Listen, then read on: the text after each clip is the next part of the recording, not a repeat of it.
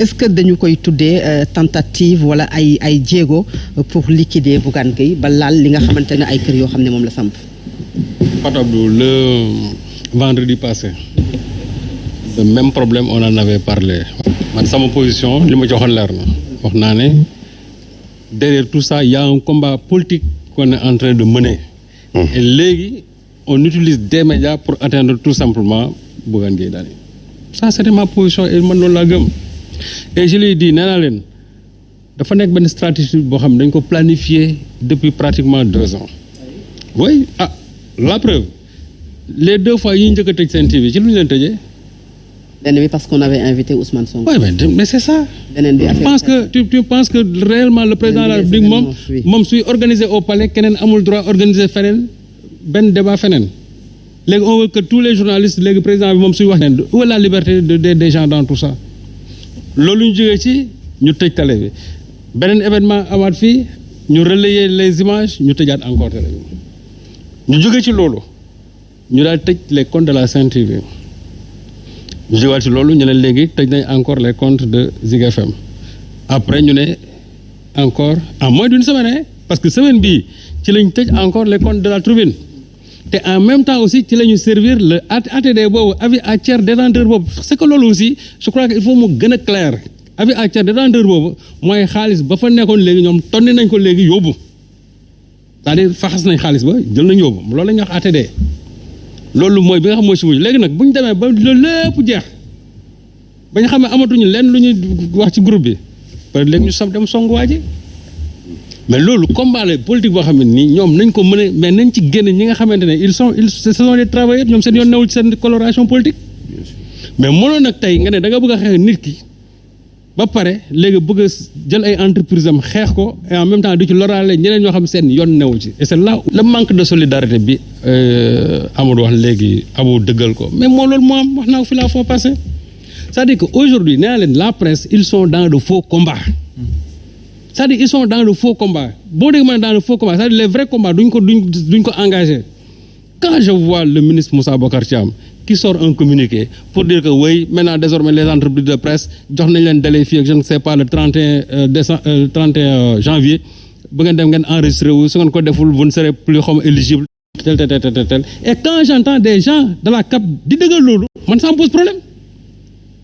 des gens là c'est-à-dire naa leen le véritable problème aujourd'hui fa leen toll ñuy wax on assainir le milieu de la presse mais ñoom ñoo wax affaire dañuy assainir ñoom est-ce qu'ils sont plus sains que les autres c'est-à-dire c'est ça le problème gis nga man li ma mën a jàpp mooy presse bi ñi ci nekk nañ wax on va professionnaliser davantage la presse mais nañ bàyyi seen idée yooyu on a l'impression loolu ci beneen côté la en fait c'est-à-dire c'est pour assainir quand même non Fatou Abdou nañu bàyyi terme boobu laa wax nañ ko bàyyi parce que ña koy wax ils ne sont pas plus sains que ña nga xam ne ñoom la ñuy tuumaal. waaw mais toute chose quand même a besoin d'accord mais moo tax ma ne dans le secteur. Oui. Secteur bi dafa am nu mu demee noo xam ne il faut le professionnaliser davantage. C'est-à-dire c'est de ça dont les journalistes ont besoin.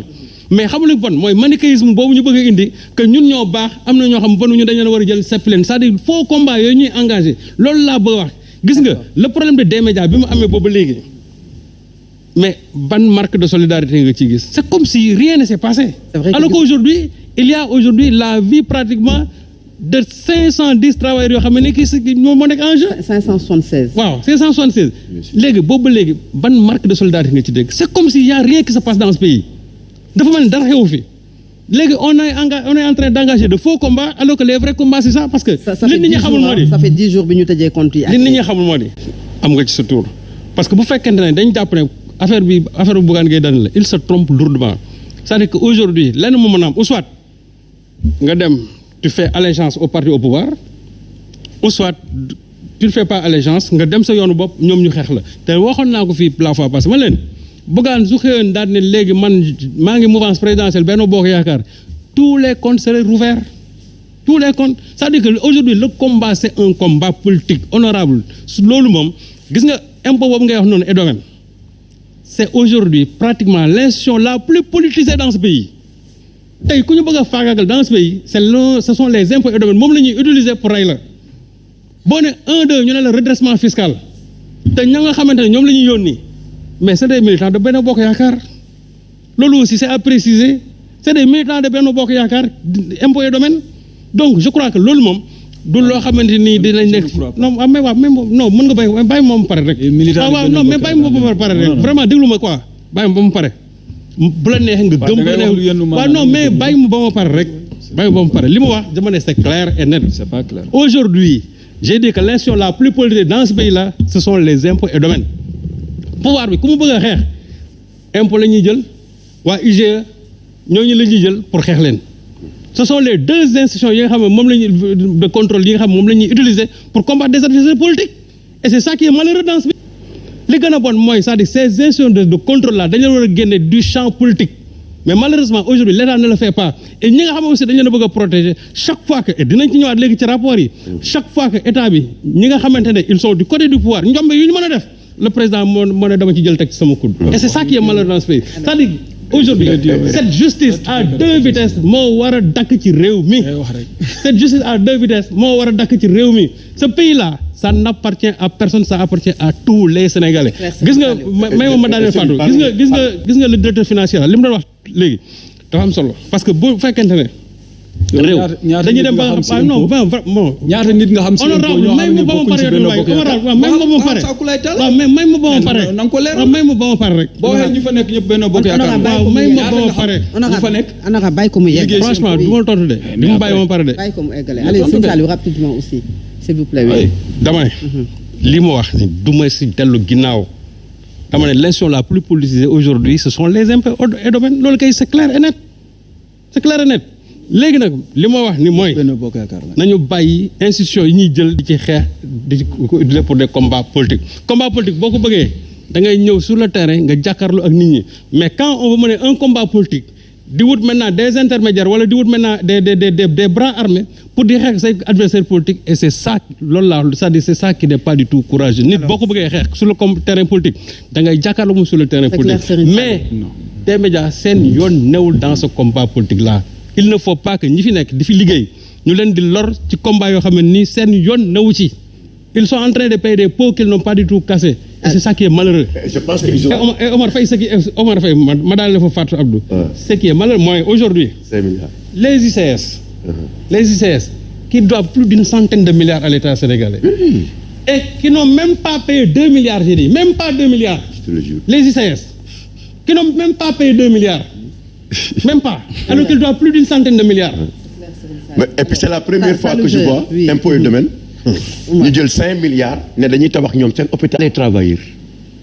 pour uniquement les travailleurs. Alors Omar Faye ñoom daal ñoo gën nit ñoom impôt kii waa impôt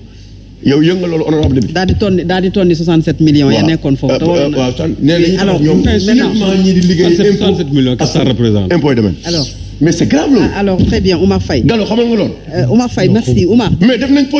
pose première pierre 5 milliards nee nañ képp ku xamante ni da ngay liggéey impôt domaine ak impôt. Omar Faye c'est clair dégg nañu ko ak say doom ak sa njaboot yéen a war a faj. Omar Faye ñun daal ñun ñooy baadoolo dégg nañu ko c'est clair alors Saliou Joseph li sànq li ñu fi wax yëpp est-ce que du moom moo dal aujourd'hui presse bi ça n'arrive qu'aux autres parce que dans ce combat bu ñu déggee li fi jot a wax yëpp mooy des médias def ci wet le patronat jàppalewul ki nga xam ne moom la bokk ci ñoom muy Bougane mais également organisation yi nga xam ne ñoom ñoo ŋànk presse bi jàppalewuñu les travailleurs du groupe des médias. Éteindre Bougane devient un impératif pour l'État. C'est ce qu'il faut comprendre en premier. Parce que quand Bougane met à nu les incohérences de l'État du Sénégal par rapport à sa politique sociale, éteindre cet homme devient un impératif. Parce que gis nga bu yàggul dara mu dem rénover benn poste de santé. L'éteindre devient un impératif. Gis nga ñu dóor ay nit ay balu fetal. On a un ministre auprès du ministre de l'Intérieur, Birame Faye, qui ne s'est même pas déplacé pour montrer que être auprès d'eux veut dire être beaucoup plus près des populations. Éteindre cet homme devient un impératif. On le voit à travers ces médias. Permettre à des gens qui ont besoin de se soigner sans pour autant recourir jaar nañ ci yoon yu nekk ngir jot la fondation de la première dame ndax bu ñu leen jotee seen aajo faju amuñu bunt bu ñu jaar ci Bougane ak Ablaye Mbaye Péex bi nga xamante ne mook Iran Ndaw ñu ngi def benn plateau buy faj nit ñi. Éteindre cet homme devient un impératif. donc bu ñu xoolee ci buntu yu baree bari la politique sociale que l'État met sur place ba ni tey dafay génne un budget de 6400 milliards lu jiitu loolu noonu éteindre l'homme qui a anticipé avec ses maigres moyens l'éteindre devient un impératif loolu nag boo koy xool dafay am incohérence maanaam lu dëppoowul ak li nga xam ni moom la nguur di wax ndax nguur daf ni dafay fas yéene jàppale bërëbu liggéeyukaay yi ngir ñu mën a jël ay nit daa di tëral programme mu xëyu ndaw ñi ndax xool na ni am na ndaw ñu bari te amuñu liggéey daa di ni daf fay dugal koppar yu bari lu toll ci 10 milliards ak juróom ba ni yokk na ko boole ci convention état employeur ngir permettre bërëbu liggéeyukaay yi ñu mën a jël ay nit signé ay convention ñu yëkkati koppar di leen ko jébbal ngir ñu mën a jël ay nit te mu doon loo xamante ni dafa waroo ak li nga xam ni moom la ñuy def kër goo xam ni jël na ay nit ñuy liggéey donc éteindre cet homme devient un impératif dans leur démarche nga jóge ci wàllu boobu noonu Bougane dafa teg slogan wu gëm sa bopp tekki jot na ba pare il est l'exemple patent parce que fi mu jaar yépp ñépp xam nañ ko kenn ku nekk yëg na bi muy liggéeyal ndem si yàlla Golbert Diagne ci Ndar bi muy liggéeyee Walf bi muy liggéeyee GFM tey jii mu teg mbiru boppam kon bu waxee loolu noonu dafay yomb a gëm ndax dala naan ci yoon bii laa jaar kon éteindre cet homme devient un impératif ci jamono boo xam ni il devient un exemple il devient un candidat sérieux parce que mu ngi dem tourner nga bañ ne du bokk ci élection mu jël ses principes wane ne man lii laa gëm dama ni kii warta bokk kon dama koy wane jël logistique am essence am léppam dem battre ji campagne donc éteindre cet homme devient un impératif encore une fois mu ne la yow doo def ñetteelu mandat ba pare di ci dox di teg slogan yu ci war di former ay jeunes di leen may ay bourse ci loo xamante ni yaa tëral 3FPT dugal fa ay koppar kooka noona l'éteindre devient un impératif pour l'État encore nit kooku le tey commencé di wër biir réew mi te njiitu réew mi dañ koy méngale am na ñu koy wax ñu for ko ci yow bay ni bëggul kuy wër ndax bi ñu gisee Khalifa Sall doon wër di def tournée dañu ko jàpp ci ginnaaw bi ko IGE félicité ba ne nan soppi doxalin gile nañu xool nuñ ko joyante Ousmane Sonko di wër biir réew mi commencé di wut ak nemmeeku tour di wut appareil bu mu demee élection ndax xam nañ ni yeewi la leen di xaar danaan fantasiro du yàgg dara ñu daal ni ko xaaru ñu yëngal dossier Adji Sarr bi Bougane ñuy wër fu mu nekk ndeke mu ngi wër ci biir réew mi fu ne mu di fa dem di fa samp ay nit kon kooku noonu tey l'éteindre devient un impératif mais incohérence bi gën a rëy ci loolu mooy 580 pères de famille mën nga ni nooy liggéey ci kër gi li boo ko jëlee ci salaire doomu Sénégal ni ñu tàmm dundee ci famille juróomi nit di ci dund rek nga def 580 personnes multiplier ko par 5 da ngay am ñaari junni doomi aadama ak juróom-ñeenti téeméer yoo xam ne loolu la ñuy xaar nga ni yaa xayti da nga leen koy xañ ci jamono boo xam ne nee nga da ngay jëm ci une année sociale loolu nag boo ko waxee dafay waroo ak li nga xamante ni si moom mooy tey li ngay tëral na sa xel sa kàddu nit du weddi boppam soyons sérieux Fatou Abdou ñun ñi nga xam ne ay taskatu xibaar lañ nekk ci kër gi wala képp kuy liggéey ci kër gi suñu premier acte mooy porter le combat parce que éteindre Bougane devient un impératif par rapport à l'État ñun li ñu bokk yépp te bu ñu ko éteindre sur le plan entrepreneurial c'est éteindre la boîte et quand on éteint la boîte ñun ñi la ñuy fay donc on doit porter notre combat en premier parce que ñun ñoo ko war a séparer ak la boîte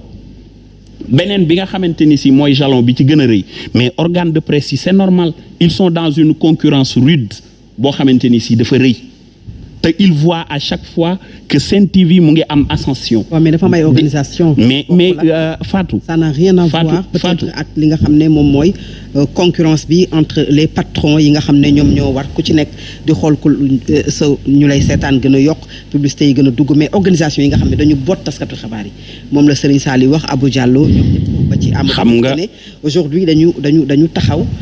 di seetaan ba tey dugaluñ ci seen loxo. xam nga organisation yi nga gis. peut-être même s'enquérir la situation pour xam nan la demee pour apporter seen soutien ou wax ci seen xalaat. xam nga organisation yi nga gis am na ci yoo xam ne man ci laa bokk am ñeneen ñoo xam ne ci yeneen la ñu bokk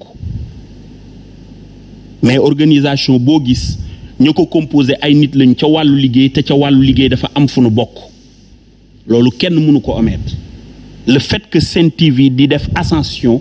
ci loo xamante ni si dans une légalité et d'être impartial dans le professionnalisme du travail mais ci jamono bu ñuy gis yeneen kër ñooy am lu ñu leen di askanale ça devient une concurrence même dans le professionnalisme de l'organisation des associations quoi que l'on puisse dire loolu nag ça devient saillant te lu ñaaw la ci sunu biir moo tax Serigne Saliou Gueye bu naan ñoon bu nu naan assainir est-ce qu'ils sont plus sains que les autres parce que dafa am loo xamante ni si il faut ñu nangu ko. yéen a ngi jaawale ñaari bokkul de. du jaawale parce que nit bu nee da nga ne tey jii nii da nga bokk file